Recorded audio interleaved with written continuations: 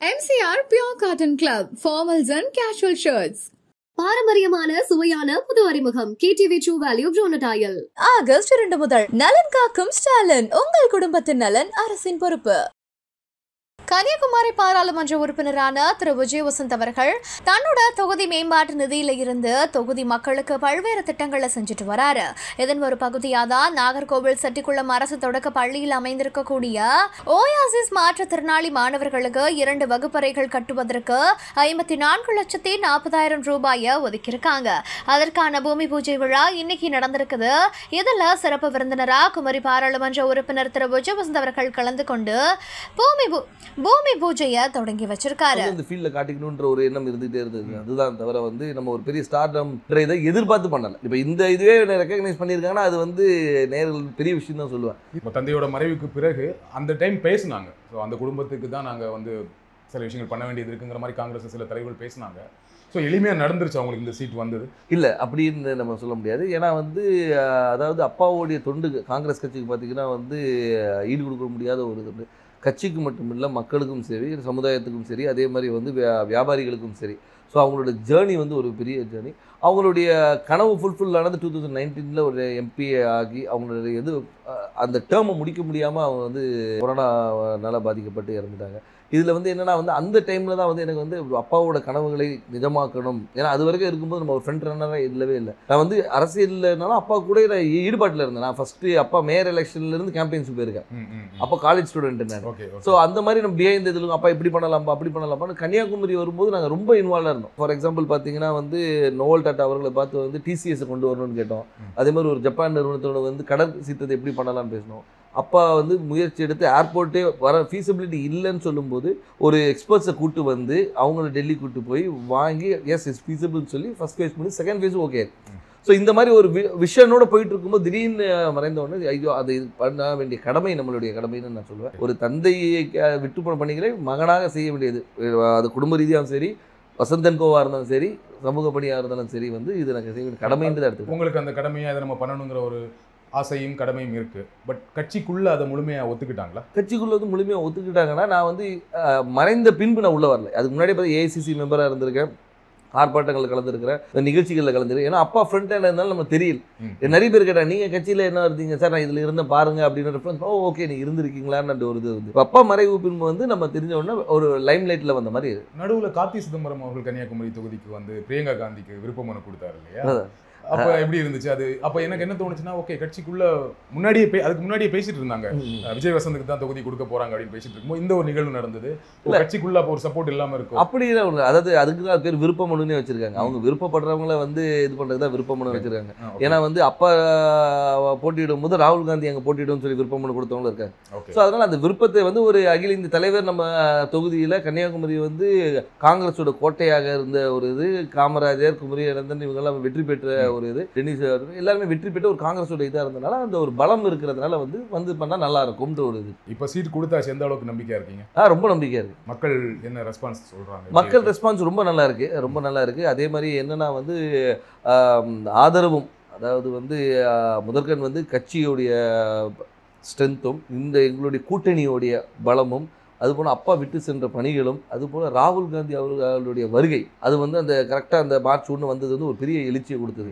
எங்கள் தொண்டர்கள் மத்தியிலும் சரி, பொதுமக்கள் மத்தியிலும் ஓகே நம்ம ஊர் வந்திருக்காங்க, அவர் பண்ண அதாவது ஒரு தலைவராக வராமல் ஒரு தொண்டனாகவும் சராசரி மனிதனாக வந்தார். இப்போ நீங்கள் எல்லா தலைவரும் வராங்க, மீட்டிங் போடுறாங்க. அப்படி இல்லாமல் ரோட்டில் ஒரு டீ கடையில் நின்று ஒரு பையனை கூப்பிட்டு பேசி அவங்ககிட்ட ரன்னிங் இன்ட்ரெஸ்ட் இல்லைன்னா ஷூஸ் இருக்கா இல்லைன்னா ஷூஸ் வாங்கி கொடுத்து அனுப்புகிறேன். ஸோ இந்த மாதிரி ஒரு பர்சனல் கனெக்ட். திடீர்னு போய்ட்டு ஸ்கூலில் போய் தண்டனை எடுக்கிறாரு, இன்ட்ராக்ட் பண்ணுற ஸ்டூடெண்ட்ஸோட. அதே மாதிரி பார்த்தா முந்தின இதில் நெசவாளிகளும் சரி, விவசாயிகள் இன்ட்ராக்ஷன், மீனவர், அந்த மாதிரி எல்லாரோட கனெக்ட் பண்ணும்போது நம்மளோட ஒருத்தர் அவர் அப்படின்ற ஒரு அஃபினிட்டி வருது. அது போக மட்டும் இல்லாமல் இப்போ ஆளுகின்ற பிஜேபி அரசு மீது உள்ள எதிர்ப்பும் அதிருப்தியும் கூட ஒரு பெரிய பலமாக இருக்கும். கன்னியாகுமரியில் பிஜேபிக்கு கொஞ்சம் ஸ்ட்ராங் இல்லையா? பொன்னார் அவர்கள் ரொம்ப ஸ்ட்ராங்கான கேண்டிடேட் தான் இல்லையா? அதை மறக்க முடியாது. கண்டிப்பாக அதை நம்ம மறுக்க முடியாது. நம்ம அதாவது பிஜேபி தரப்பில் திரு பொன் ராதாகிருஷ்ணன் அவர்கள் ஒரு 2 முறை எம்பியாக இருந்தவர் தான், ஒரு பெரிய வேட்பாளர். ஆனாலும் எங்களுடைய கூட்டணி, அதாவது எங்கள் திமுக சார்ந்த கூட்டணி வந்து மிக பலமான கூட்டணி சொல்லலாம். அது வந்து திமுக மட்டும் இல்லாமல் எங்களை சார்ந்து இருந்த மதிமுக, அதுக்கு ஒரு விடுதலை சிறுத்தைகள், அதுக்கு ஒரு முஸ்லீம் லீக், அதுக்கப்புறம் மனிதநேய மக்கள் கட்சி, இது எல்லாமே பார்த்திங்கன்னா வந்து எங்களுடைய ஒவ்வொரு பேஸையும் கவர் பண்ணுது. அதாவது ஒரு முஸ்லீம்ஸ் கவர் பண்ணுது, திமுகவோட ஸ்ட்ராங் ஹோல்டு, மதிமுகவோட ஸ்ட்ராங் ஹோல்டு, அந்த மாதிரி வந்து எல்லா பாக்கெட்டும் கவர் பண்ணி எங்களோட ஸ்ட்ரென்த்தை வந்து நான் இன்னும் மொபிலைஸ் பண்ணி வச்சுருக்கோம். ஸோ இப்போ பார்த்தீங்கன்னா வந்து இது வந்து எங்களுடைய ஷுவர் ஷாட் விக்ட்ரின்னு சொல்லலாம். ஸோ உங்கள் கூட்டணியோட ரொம்ப ஸ்ட்ராங்காக இருக்குது, அந்த கூட்டணியை ஒரு பெரிய வெற்றி தேடித்தரும்னு சொல்கிறீங்க. கண்டிப்பாக. திரு வசந்தகுமார் அவர்களுக்கு கன்னியாகுமரி தொகுதி மக்கள் வாக்களித்தாங்க.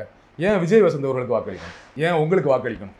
அதான் வசந்தகுமார் அவர்களுக்கு வாக்களித்தனால விஜய் வசந்துக்கு வாக்களிக்கணும்னு நான் சொல்ல வரல. ஆனால் ஒரு காங்கிரஸ் வேட்பாளராகவும் அதே மட்டுமல்ல வசந்தகுமார் அவர்கள் வந்து இந்த மக்களுக்கும் கன்னியாகுமரி மக்களுக்கும் பல துண்டுகளை செஞ்சுருக்காங்க. அது விட்டு போன பணிகளை வந்து அவர் மகன் செய்வார் என்ற ஒரு நம்பிக்கை அவங்களுக்கு இருக்குது. அது மட்டும் இல்லாமல் வந்து நான் வந்து ஒரு வாரிசாக வந்து நேராக போயிட்டு வந்து நான் நேராக டெல்லியில் இங்கேயும் போய் வரல. அடுத்த நாளே மக்களை சந்தித்தேன், மக்களோட இருந்தேன், எல்லா நிகழ்ச்சிகளை கலந்து கொண்டு எல்லாரோட நிறை குறைகளை கேட்டுட்ருக்கோம், மக்களாக இருந்தோம். அது ஏன்னா எடுத்தவொன்னே அக்செப்ட் பண்ணிக்க மாட்டாங்க. கேட்குற கேள்விக்கு தான் சொல்கிறேன், அதை அக்செப்ட் பண்ண வைக்கிறதுக்கு நான் ஒர்க் பண்ணேன். ஸோ அதனால் வந்து அப்பாவுடைய இடத்தை வந்து மகன் வந்து நிரப்பார் என்ற நம்பிக்கையை அவங்களுக்கு கொடுத்தேன். அந்த நம்பிக்கையை வந்து எல்லார் மேலேயும் பெருசாகவே இருக்குது. அதனால் வெற்றி வாய்ப்பு ரொம்ப நல்லா இருக்குது. குமரி மாவட்டத்தில் வரீங்க, ரொம்ப படித்த மாவட்டம், ஆனால் அங்கே நிறைய பிரச்சனைகளும் இருக்குது. அதை கரெக்டாக ஐடென்டிஃபை பண்ணியிருக்கீங்களா? என்னென்ன திட்டங்கள் வச்சுருக்கீங்க? கண்டிப்பாக. அதாவது வந்து நீங்கள் கன்னியாகுமரியை பொறுத்த வரைக்கும் பார்த்தீங்கன்னா வந்து இந்த மிக்ஸ் ஆஃப் ஆல்னு சொல்லலாம். அதாவது கடல் இருக்குது, மலை இருக்குது, எல்லாமே இருக்குது. அதனால் வந்து மக்களுடைய தேவைகளும் அவங்களுடைய இதுவும் நிறைய வேறுபாடுகள் இருக்குது. ஒரு பாக்கெட்டையும் நாங்கள் அனலைஸ் பண்ணி வச்சுருக்கோம். அதாவது இந்த மக்களுக்கு இது தேவை, இவங்களுக்கு இது தேவையில்லைன்ற அளவுக்கு அனலைஸ் பண்ணி வச்சுருக்கோம். மக்களுக்கு விரோதமான எந்த ஒரு சட்டத்தையும் கொண்டு வரக்கூடாது என்ற ஒரு முடிவும், மக்களுக்கு எப்போவுமே நன்மை கொடுக்கணுன்ற ஒரு சட்டத்தை கொண்டு வரணும். அவங்க மக்களுடைய வாழ்வாதாரத்தை உயர்த்துகிற அளவுக்கு என்ன செய்யணுமோ அந்த திட்டங்களை கொண்டு வந்து. எனக்கு தெரிஞ்ச வரைக்கும் குமரி மாவட்டத்தில் வாழ்வாதாரம் ஓரளவுக்கு நல்ல வாழ்வாதாரம் இருக்கும். எல்லாமே படித்தவங்களாக இருப்பாங்க, வேலையில் இருப்பாங்க.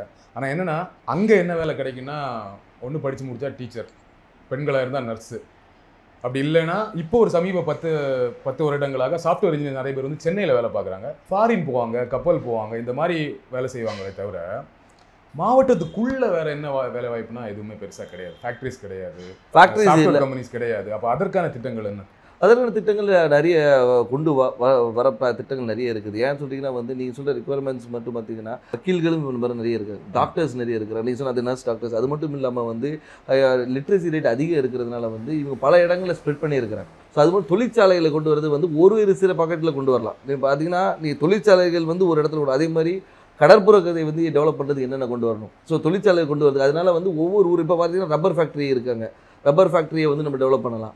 ஸோ வந்து அது மாதிரி தொழிற்சாலை நிறைய இருக்குது. அதே மாதிரி வேலைவாய்ப்பு திட்டங்களும் நிறைய கொண்டு வரலாம். நம்ம என்னென்னா நம்ம மக்கள் என்னென்னா இங்கே இருக்கிற மக்கள் எல்லாமே பாதி பேர் வெளியே தான் இருக்கிறாங்க. இப்போ இந்த கொரோனால தான் நமக்கு தெரிஞ்சு பாதி பேர் ஊரில் இருக்கும். இவ்வளோ பேர் வந்து நம்ம ஊரை சார்ந்தவங்க இந்த தமிழ்நாடு முழுக்க இருக்காங்கன்னு தெரிய வந்தது. MCR Pure Cotton Club, formals and casual shirts. பாரம்பரியமான சுவையான புது அறிமுகம் KTV True Value Bronatile. August 2 முதல் நலன் காக்கும் ஸ்டாலின், உங்கள் குடும்பத்தின் நலன் அரசின் பொறுப்பு.